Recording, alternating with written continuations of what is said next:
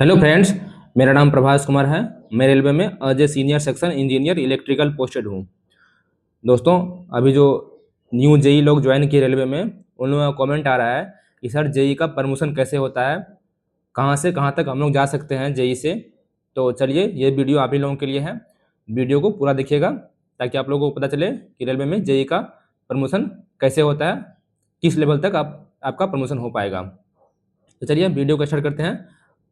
देखिए, जब आप लोग रेलवे में ज्वाइन कीजिएगा तो आपका जो पोस्ट का नाम रहेगा वो इनिशियल में जूनियर इंजीनियर, ठीक ना, जिसका ग्रेड पे रहेगा 4200, ठीक ना। लेवल 6 और बेसिक पे का रेंज रहेगा 35,400 से 1,12,400 के बीच में, ठीक ना। ये आपका इनिशियल जो है वो लेवल रहेगा।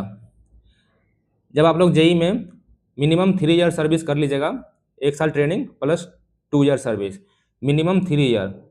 एसएससी बनने के लिए मिनिमम 3 ईयर का सर्विस लेंथ होता है, ठीक ना। 3 ईयर के बाद आपका जो प्रमोशन होगा वो होगा सीनियर सेक्शन इंजीनियर में, बिना किसी एग्जाम का। इसमें कोई एग्जाम नहीं होता है, ठीक ना। इसका जो ग्रेड पे रहेगा वो होगा 4600 और लेवल रहेगा 7। बेसिक पे जो रहेगा वो होगा 44,900 से 1,42,400, ठीक ना। कहीं कहीं पे 3 ईयर होते होते ही प्रमोशन हो जाता है, और कहीं कहीं किसी किसी डिवीजन में सीट नहीं रहने से आपका थोड़ा बहुत टाइम लग सकता है, 4 साल, कहीं कहीं पे 5 साल भी लगता है, ठीक ना। लेकिन मिनिमम सर्विस जो वो है 3 ईयर एसएससी में प्रमोशन के लिए। अब इसके बात करते हैं, यहाँ तक तो सभी का प्रमोशन हो जाता है एसएससी तक, ठीक ना। इसमें कोई एग्जाम नहीं होता है। इसके बाद जो प्रमोशन होता है एसएससी के बाद, वो दो तरह से होता है प्रमोशन, ठीक ना। एक होता है आपका एग्जाम के थ्रू, और एक होता है विदाउट एग्जाम के थ्रू, ठीक ना। पहले बात करते हैं एग्जामिनेशन के थ्रू। अगर कोई कैंडिडेट्स एलडीसी एग्जाम निकाल लेते हैं तो उसका प्रमोशन जो है वो इस तरीके से होगा, ठीक ना। और जिसका एग्जाम मान लीजिए नहीं निकलता है, वो एलडीसी नहीं निकाल पाते हैं, उसका प्रमोशन इस तरह से होगा, ठीक ना, इस तरह से। तो बात करते हैं पहले जो कैंडिडेट्स एग्जाम निकाल लेंगे उसका। तो उसका एग्जाम होता है एलडीसी, एक एग्जाम होता है रेलवे में जेई से या फिर एसएससी से एई रैंक गजेटेड ऑफिसर बनने के लिए, जिसका फुल फॉर्म होता है लिमिटेड डिपार्टमेंटल कॉम्पिटिटिव एग्जामिनेशन। ये दो टाइप का होता है, एक होता है 70% और एक होता है 30%, ठीक ना। तो देखिए, 70% एलटीसी जो है, इसके लिए जो मिनिमम सर्विस लेंथ होता है वो होता है 3 ईयर, और 30% का एलटीसी जो होता है उसके लिए होता है मिनिमम सर्विस लेंथ 5 ईयर। मतलब आप अगर 30% का वैकेंसी आया तो उसके लिए आपको मिनिमम सर्विस 5 ईयर चाहिए, जेई या एसएससी या फिर दोनों मिलाकर, ठीक ना। और 70% के लिए 3 ईयर, या तो आप जेई या एसएससी या दोनों मिलाकर आप 3 ईयर अगर सर्विस कर लेते हैं तो आप 70% एलडीसी के लिए एलिजिबल हो जाओगे फॉर्म भरने के लिए, ठीक ना। देखिए, 70% एलडीसी जो होता है इसमें सीनियरिटी बेसिस पे मेरिट बनता है।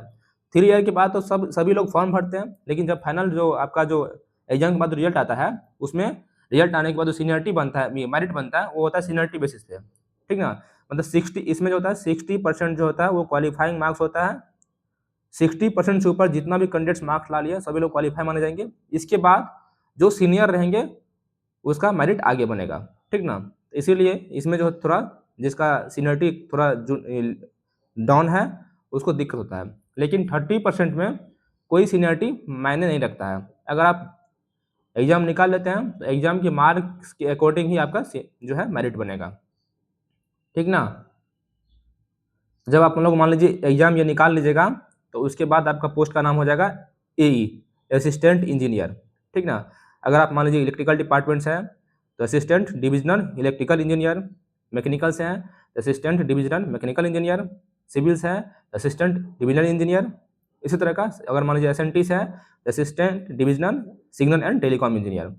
ये गजेटेड ऑफिसर होते हैं। इसका जो ग्रेड पे होता है वो 4800 होता है, ठीक ना। इनिशियल में आपका 4800 ग्रेड पे होगा और बाद में आपका फिर ग्रेड पे 5400 हो जाएगा, ठीक ना। स्टार्टिंग में आपका जो प्रमोशन से जब यही बनेगा तो उस स्टार्टिंग में आपको 48 ग्रेड पे मिलेगा और उसके बाद फिर आपको 5400 ग्रेड पे मिल जाएगा, ठीक ना।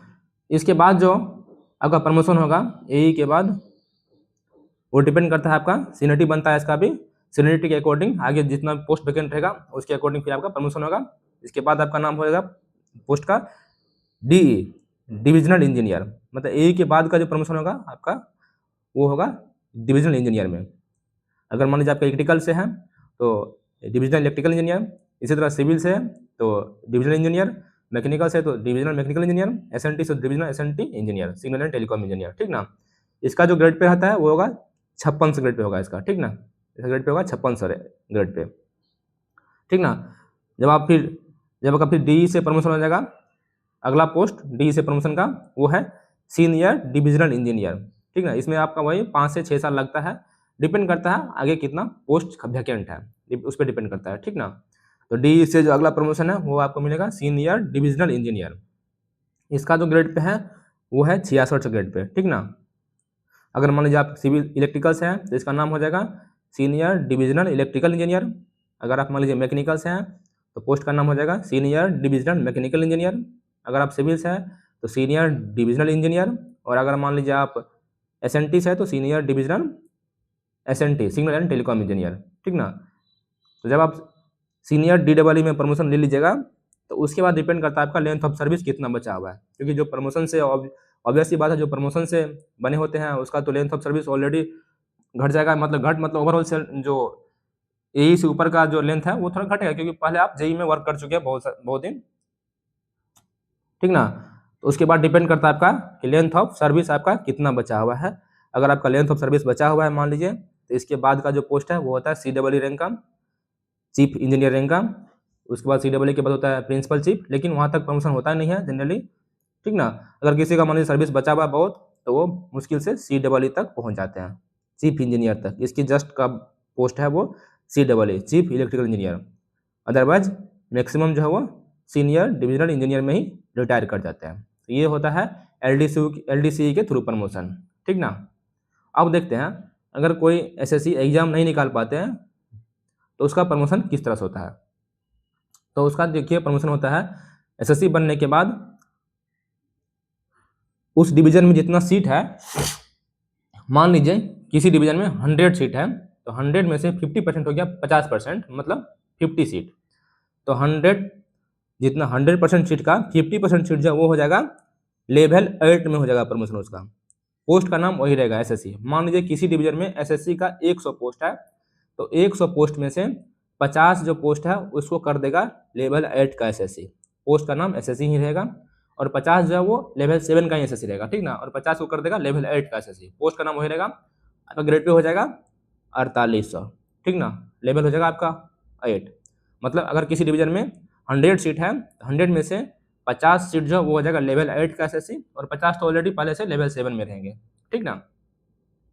लेकिन कैडर वही सेम ही रहेगा, स्ट्रेंथ बढ़ेगा नहीं, कैडर का जो BOS है वो सेम ही रहेगा, ठीक ना। और लेवल 8 होने के बाद आफ्टर 4 ईयर सर्विस, मतलब लेवल 8 में अगर आप लोग 4 साल काम कर लेते हैं तो उस लेवल 8 में जितना SSC है, मान लीजिए जो 50%, उसका 25% को, मतलब 50% को, मतलब ओवरऑल का 25%, मतलब उसका 50% को कर देगा आपका लेवल 9 का SSC, ठीक ना। मान लीजिए 100 सीट था, उसमें से क्या हो गया 50 हो गया लेवल 8 का। अब उस 50 जो है लेवल 8 का, उसमें से 25 जो है उसको कर देगा लेवल 9 का SSC, ठीक ना। पोस्ट का नाम सेम रहेगा SSC, senior section engineer. Grade pay हो जाएगा आपका 5400, ठीक ना। आई थिंक आप लोग समझ गए होंगे कि जितना सीट है उसका 50% हो जाएगा पहले लेवल 8, ठीक ना। और लेवल 8 का जो 50% है वो हो जाएगा लेवल 9, और फिर इसमें से जो पीछे वाला सीट था उसको फुलफिल कर लिया जाएगा, 50% पूरा कर लिया जाएगा इसको, ठीक ना। और ये हो जाएगा फिर फुलफिल हो जाएगा उससे। मतलब इसी तरह का जो साइकिल चलते रहता है। मतलब आपको दिखाते हैं कि कैसे साइकिल चलता है। देखिए SSC में जो किसी भी डिवीजन में जो साइकिल चलता है, अगर मान लीजिए 100 सीट है किसी डिवीजन में, तो उसमें ओवरऑल जो सीट रहेगा वो रहेगा 50% सीट रहेगा लेवल 7 से, 25% जो रहेगा वो होगा लेवल 8 से, और 25% जो होगा लेवल 9 से फुलफिल रहेगा। मतलब अगर 100 सीट है तो उसमें से 50 सीट जो है लेवल 7 का रहेगा, 25 सीट जो है लेवल 8 का रहेगा, और 25 सीट जो है लेवल 9 का रहेगा, ठीक ना। लेवल 7 से लेवल 8 में प्रमोशन मिलेगा आपको, और लेवल 8 से फिर लेवल 9 में आपको प्रमोशन कर दिया जाएगा, लेकिन पोस्ट का नाम वही रहेगा सीनियर सेक्शन इंजीनियर ही, ठीक ना। ये जो है प्रमोशन, ये जो कैंडिडेट एग्जाम पास नहीं करते हैं उसके लिए ये प्रमोशन है, ठीक ना। तो आशा करते हैं आप लोगों को वीडियो अच्छा लगा होगा। अगर वीडियो अच्छा लगा होगा तो वीडियो को लाइक कीजिए, दोस्तों के साथ शेयर कीजिए। मिलते हैं अगला वीडियो में, तब तक के लिए बाय।